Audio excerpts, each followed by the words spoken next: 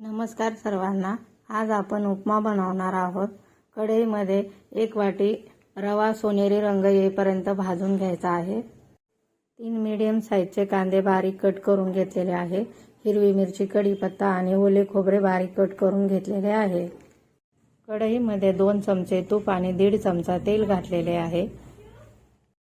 तेल गरम झाल्यावर मोहरी तडतडली की ओले खोबरे सोनेरी रंग येईपर्यंत परतून घ्यावे। त्यानंतर हिरवी मिरची आणि कांदा परतून घ्यावा। त्यामध्ये कढीपत्ता, चवीनुसार मीठ घालावे। अर्धा चमचा हळद घालून परतून घेतल्यानंतर 1 वाटी रवा असल्यामुळे 2.5 वाटी पाणी घालायचे आहे।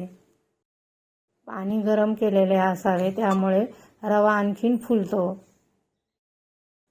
मला एका ताईंची कमेंट आली होती की उपमा शेअर करा, म्हणून ही रेसिपी करत आहे। पाण्याला उकळी आल्यानंतर रवा त्यामध्ये घालून एकजीव करून घ्यायचा आहे। झाकण ठेवून 5 ते 7 मिनिट मीडियम गॅसवरती रवा छान फुलवून द्यायचा आहे। तुम्ही पाहू शकता रवा किती छान झालेला आहे। तयार आहे आपला उपमा। व्हिडिओ आवडल्यास लाईक, शेअर आणि सबस्क्राईब करायला विसरू नका।